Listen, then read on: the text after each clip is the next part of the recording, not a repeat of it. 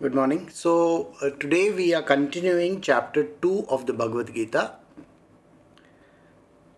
In yesterday's satsang, Shri Krishna was challenging Arjuna, asking him why is he feeling so faint-hearted. So today we are going to start from verse 4 onwards, where Arjuna is going to respond to Shri Krishna and he is going to tell him what exactly he feels like. So let us begin. Chapter 2 from the Bhagavad Gita.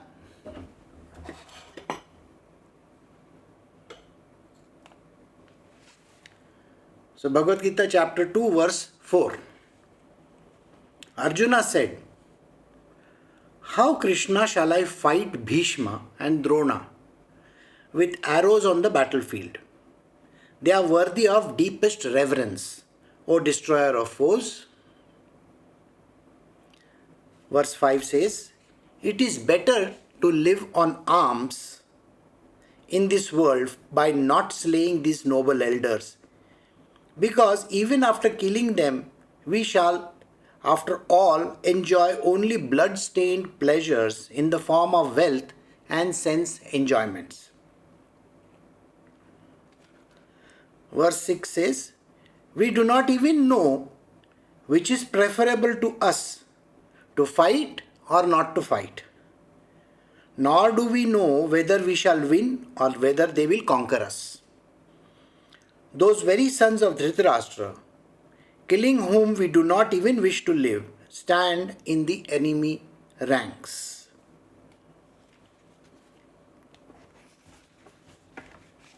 Arjuna's dilemma is the same for all of us. There are two teachers which he is talking about. One is Dronacharya and one is Bhishma Pitama.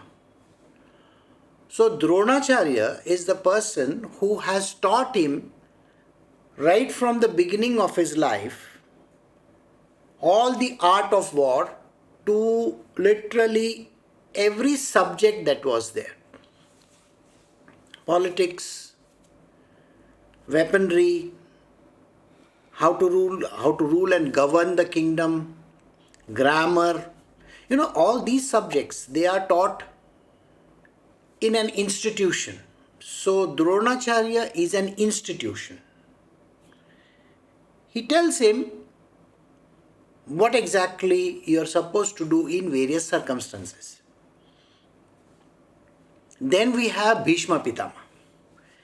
Bhishma Pitama is the spiritual teacher. He teaches us morality. He teaches us all different kinds of the way of living in this world, how we are supposed to take decisions, what is right and what is wrong. Now I want you to think about the situation over here. Both these teachers are standing in the opposite rank. And Arjuna is on the side of righteousness. Now, as a righteous being, he is supposed to fight his own teachers who have become unrighteous. Can you imagine that? Dronacharya, who has taught him Dhanurvidya and every other aspect of life which he is supposed to learn. He has asked him, and as a child, to use his weapons against those who are the enemies of the state. And now, in the battlefield, he has to use his weapons against Dronacharya. Bhishma Pitama is a person who has taught him the right and the wrong. You may remember the story of Bhishma. He had given up his kingdom. He had literally given up his kingdom. And he had even given up getting married. He said, "I don't want to get into this," as a great sacrifice. He was cursed, and yet he continued to be the supporting factor. He was on the side of righteousness right up to that point. And suddenly, in the war, he is against. So if we have to address this issue, look at Arjuna. How can he fight this thing where he doesn't even understand what he has to do? Can you imagine that? He is in a quandary. He doesn't understand. He doesn't say, I don't know what am I supposed to do. Should I fight or shouldn't I fight? Look at the way he puts it. We do not even know which is preferable to us, to fight or not to fight. We do not even know whether we shall win or whether they will conquer us. He's a teacher. Okay, both of them are teachers. And you are fighting against your teacher. Is the teacher greater or the disciple greater? It is the teacher who is always the greater, and naturally teacher has all those secret arts hidden inside, and the teacher can definitely win this. Their prowess is much better than the disciple. They have taught so many other disciples as well. So naturally the teacher is quite well versed in his own art. Think about it. So Arjuna is in a quandary. He says, should I fight or shouldn't I fight? Because I am not even sure whether I am going to win or lose. Then, I don't even know whether they are going to conquer me or should I conquer them. Those very sons of Dhritarashtra, killing whom we do not even wish to live, stand in the enemy ranks. The sons of Dhritarashtra are there, that they are my cousins.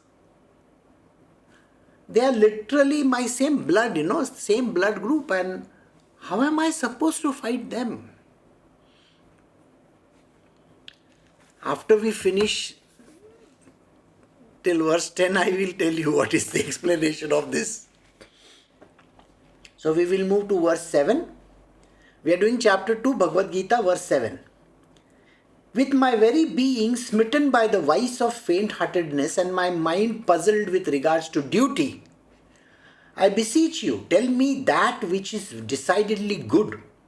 I am your disciple. Pray instruct me who has taken refuge in you. Verse 8. For even on obtaining undisputed sovereignty and an affluent kingdom on the earth and lordship over the gods, I do not see any means that can drive away the grief which is drying up my senses. So we will do verse 9 and 10 now. Sanjaya said, O king, having thus spoken to Shri Krishna, Arjuna said to him, I will not fight, and became silent. Then, O Dhritarashtra, Shri Krishna, as if smiling, addressed the following words to Arjuna, sorrowing in the midst of two armies.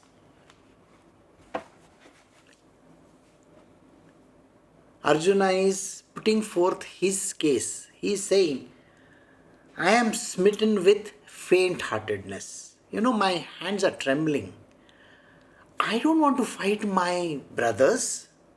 I don't want to fight these relatives of mine. I don't want to fight these gurus of mine. They are gurus after all. Dronacharya and Bhishma Pitama are the gurus.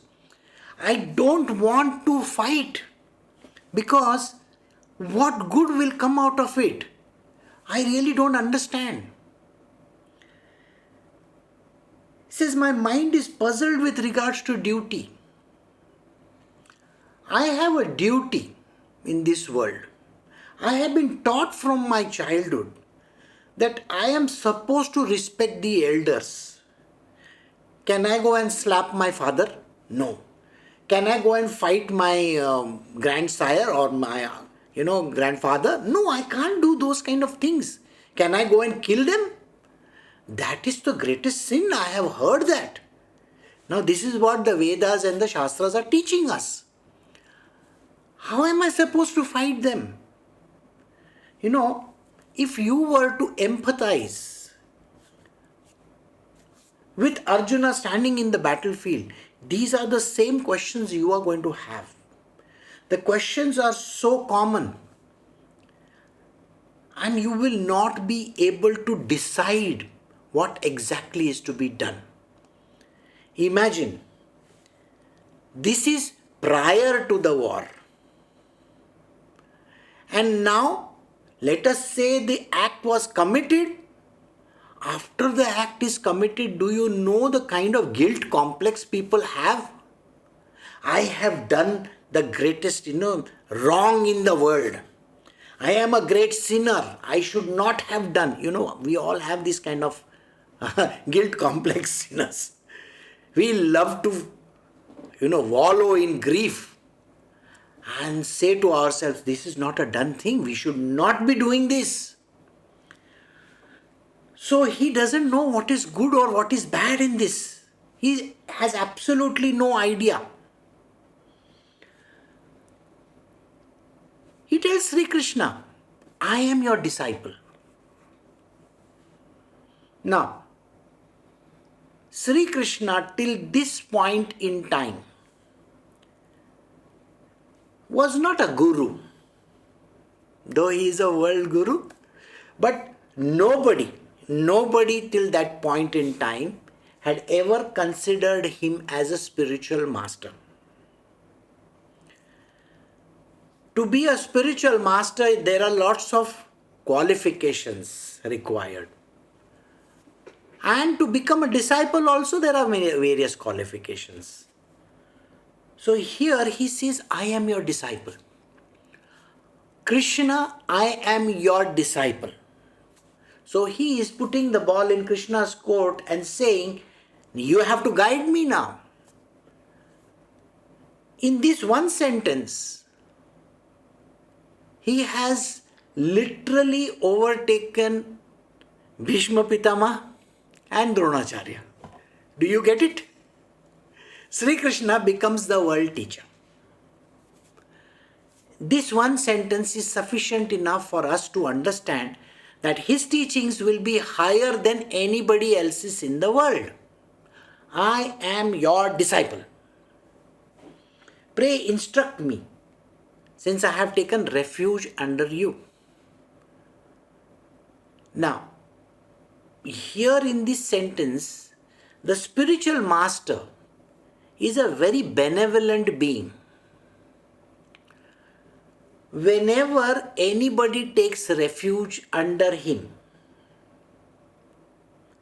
he accepts that person. That person can be the biggest sinner in the world also. It really doesn't matter. I will give you various examples of this. Ravana, a very unrighteous person. He had gone to Shivji to ask for his Atmalinga. Do you remember that? Because his mother wanted to worship a linga. Shivji knew what he had done in his life. All the wrong stuff. The greatest wrong was to Kuber. The kingdom of Lanka did not belong to Ravana. It belonged to Kuber. Kuber is the repository of all the wealth in the world. He is the richest guy. And Ravana had thrown him out, which is a bigger sin. And yet, when Ravana went and took refuge under Shivji, Shivji granted him even his Atmalinga. So the spiritual masters are very benevolent souls. They will remove everything and give away if someone takes refuge under them. And here Arjuna is taking refuge under Sri Krishna's Chhatrachaya, that is umbrella as we call it. Under the... See, Sri Krishna had prior to this just coached a few of his gopis. If you remember the story of Sri Krishna, he had coached just a few of his gopis. But whatever he had coached them was not revealed too much. This is an open book. This book and later on Uddhav Gita. You can see that yellow color book up there. That is Uddhav Gita. These are two of his greatest teachings in the form of scripture. Plus there are two more. Just after the war, many years later, Arjuna wants a brush up. So Sri Krishna gives him a small brush up. And then later on, there is another small Gita, which is when Arjuna again asks the same question to Sri Krishna. So those are small Gitas. Gitas means teachings, by the way. It's a compilation of teachings. So Sri Krishna is the Supreme Master. Under him is Arjuna. These are well known. These teachings are well known. Now he says, for even on obtaining undisputed sovereignty and an affluent kingdom on the earth, a sovereign is greater than a king. Why? Because it's like we have in India Chhatrapati. Okay? So Chhatrapati Shivaji Maharaj, he was the king of not only the Mavala's kingdom, but literally all across India to South India. It's a grand king, he's a great king. Like that, to be a sovereign, there are lots of kingdoms under them. So to have sovereignty on this earth, that also I don't prefer. Because if I have to kill my master and my cousins, this is not going to be helping me in any way. And an affluent kingdom, Indraprasth, where the Kauravas were ruling, the current Delhi, by the way, center around Delhi. That was a very, very rich and an affluent kingdom at that time, during the time of Kauravas and Pandavas as well. He says, I don't even want the lordship over the gods. Who gets the lordship over the gods, do you know? Indradev. He is the lord of all the gods. He is the king of all the gods. So even if you offer me Indra's throne, by the way, Indra's throne is available. There is an interview also, don't worry. So everybody is interviewed for Indra's throne, those who are qualified, okay? And one out of them is selected as the next Indra. So Indra rules for 1,000 years. So Indra is not a person. Indra is a designation. He rules for 1,000 years, and after that a new Indra comes. Then he goes away. Then another Indra comes. He goes away. Then another Indra comes. It's like a prime minister or a president. How many presidents has US had, and how many prime ministers has India had? Many of them. All of them are called prime ministers and all of them are called presidents. Alright? So, it's a designation. It's a chair. Likewise, he says, even if somebody were to offer me the kingship of all the gods, I don't want it. Because if that is the criteria, that means I have to kill my own masters, the spiritual and the material worldly master. I don't want to do that. And all my cousins, relatives, I have to fight with them. This is not a done thing. So I do not see any means that can drive away the grief which is drying up my senses. He is grieving over it. And the grief is very powerful. He says, I don't want this. I don't want to fight. Period. I just want to leave all my weapons and run away from here. He says in the next line, I will not fight. Period. Why should I fight? I don't find any reasoning out here.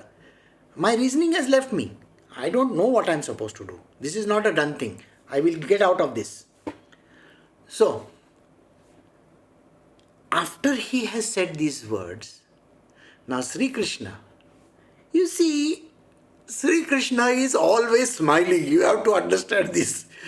The reason why Shri Krishna smiles is because he can see the futility of the whole situation. He's a witness, no? He understands everything. And Shri Krishna has the knowledge. Everything is within him. So he looks at his disciple and says, oh my God, look at him, poor fellow. I have to now teach him something.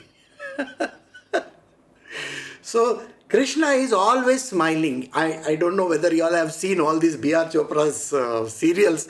In every serial of his, he is smiling. Even in the worst circumstances also, Krishna is always smiling.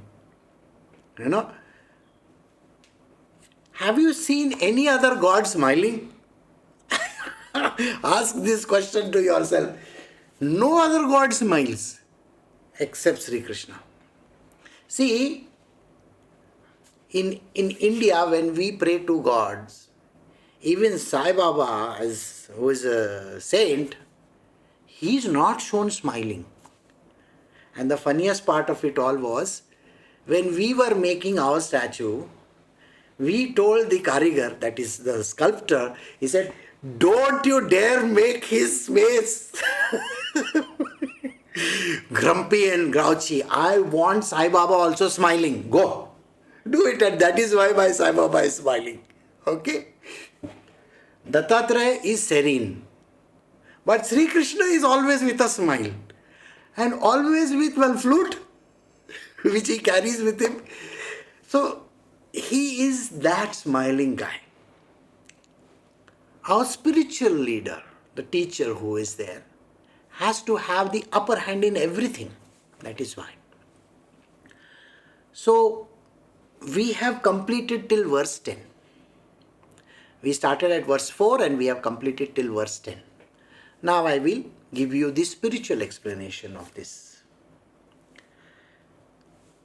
Now, Arjuna, whom I said is you yourself, since we have to apply it spiritually, Adhyatmic, your own Adhyatma.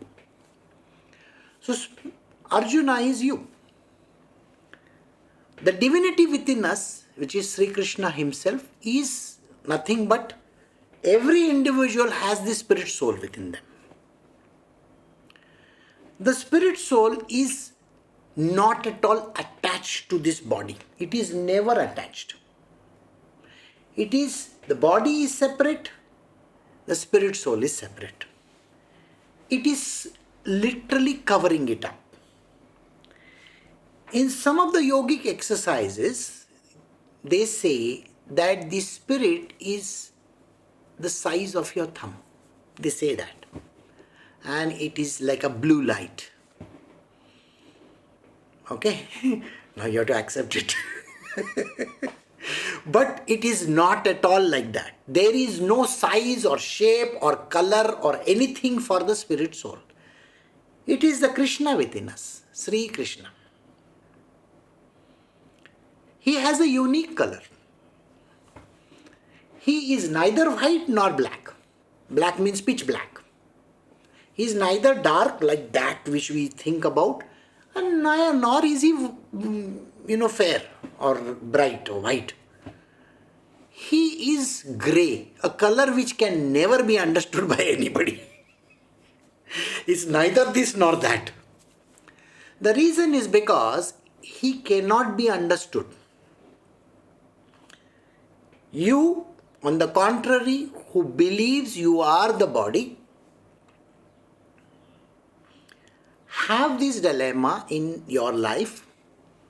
What should I do?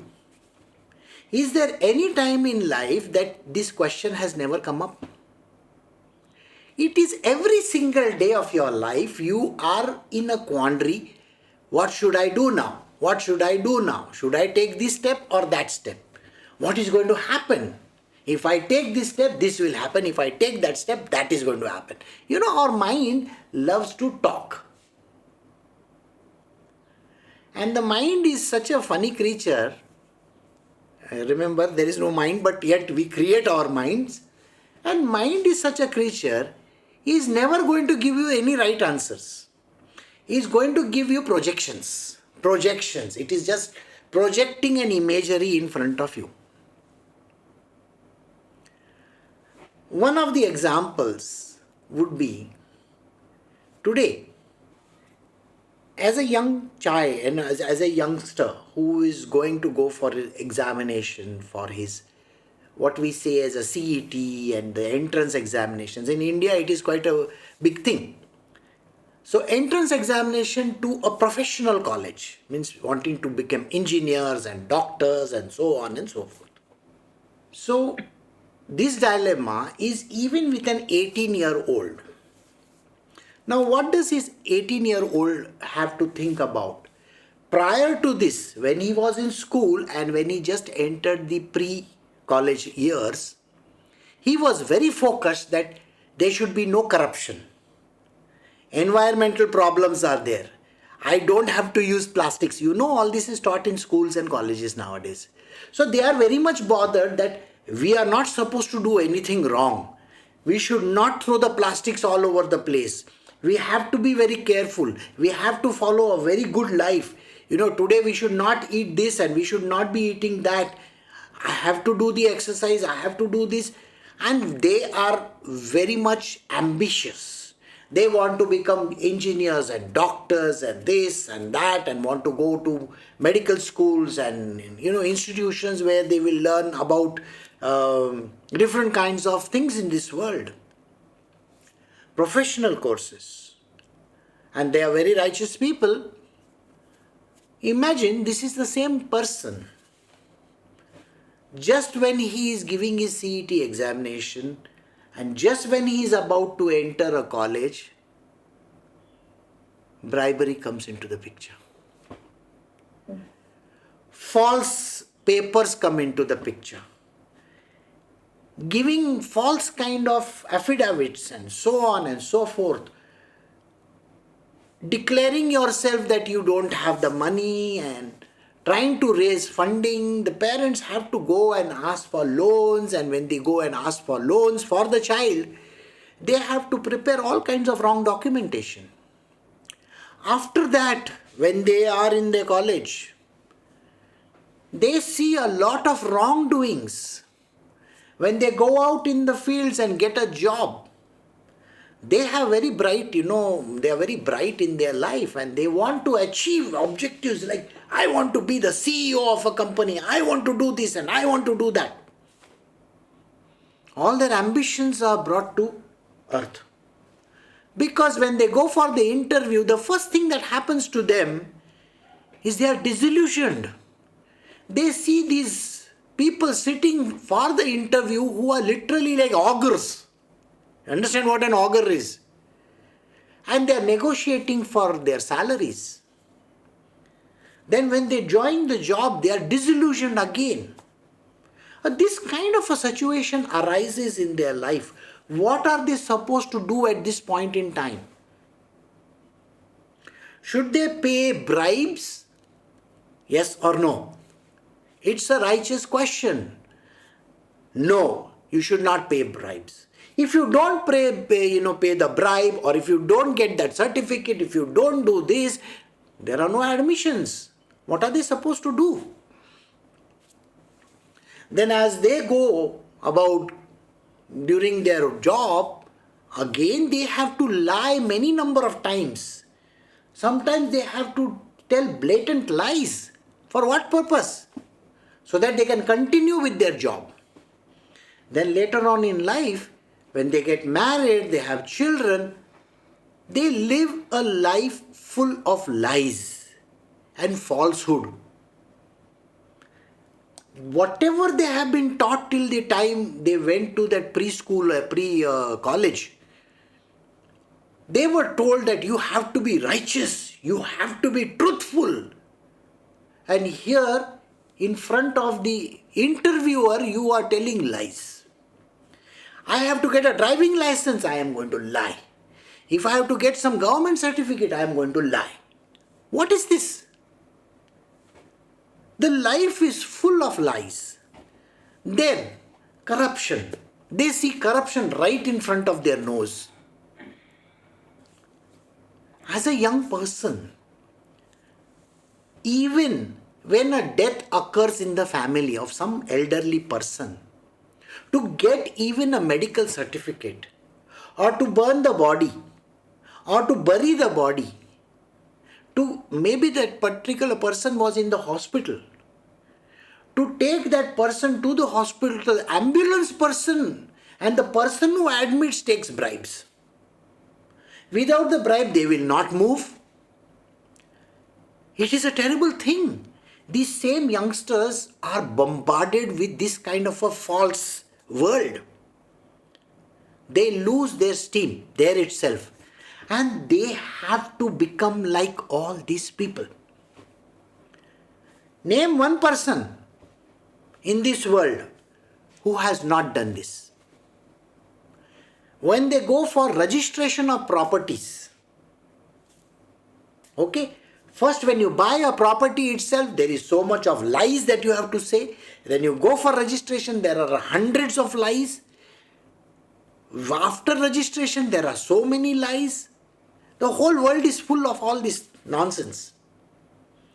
They see politicians, they see the whole world blatant lies. Everything is like that. At that point in time, what happens to this righteous person? There are people in this world who are fighting for various reasons. Someone is fighting for environment. They say that you are not supposed to do this and not supposed to do that, not supposed to throw the plastics and blah blah blah, all that. The same person uses all the wrong stuff in his own house. How do you get out of it? So the world is like this. At every juncture in your life, you are going to be having this quandary. Should I do this or shouldn't I do this? I have been taught by the divinity within me never to lie, never to do anything wrong. And here I am forced to do. So this is a dilemma which every individual faces in life. There isn't a single moment in time where you are not supposed to, tell the truth. Why? Because if you say the truth, you will not be given that. So tell lies. This is the thing which happens. And Arjuna doesn't want to go into this. And that is the reason why he is asking Shri Krishna. You also have faced this n number of times in life. And every time when you have faced, the voice within you has said, don't do it, don't do it, don't do it. Take the right step, don't take the wrong step. But we have always crushed that voice. At this age, today, this is the state, especially in Kali Yuga. So we have come to the end of verse 10. I will stop over here.